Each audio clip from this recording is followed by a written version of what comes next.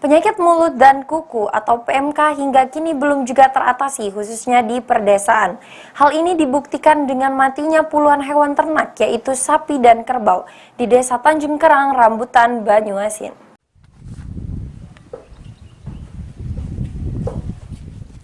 Seperti inilah kondisi sapi dan kerbau milik warga di Desa Tanjung Kerang, Rambutan, Banyuasin yang tertular penyakit mulut dan kuku atau PMK. Hewan ternak ini telah tertular PMK sejak 15 hari yang lalu atau pasca Lebaran Idul Adha. Kondisi sapi dan kerbau yang tertular PMK ini sendiri kondisinya cukup memprihatinkan. Di antaranya ada luka di bagian kaki dan juga lemah. Tidak seperti sapi dan kerbau lainnya yang sehat. Hani, salah satu peternak, mengungkapkan jika awalnya kerbau peliharaan tidak mau makan dan juga kaki alami sakit, begitu juga mulut mengeluarkan air liur. Atas kondisi ini, Handi sendiri hanya melakukan pengobatan tradisional apa adanya dan belum menerima vaksinasi. Iya, dengan lantur mulutnya sama kakinya. Terus? Tidak bisa makan, mulutnya bisa keluar liur leder itu.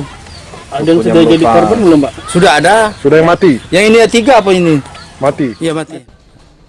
Kepala Desa Tanjung Kerang, Rambutan, Banyuasin mengungkapkan jika hampir setiap hari ada sapi dan kerbau yang mati akibat PMK, dan setidaknya hingga kini telah ada puluhan sapi dan kerbau yang mati akibat PMK. Kalau untuk kita pribadi, untuk Desa Tanjung Kerang ini kurang lebih 30-40 yang sudah terdata.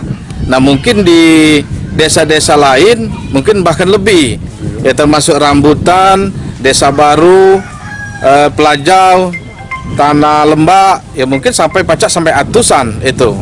Kalau dari Itu sudah sejak kapan, Pak?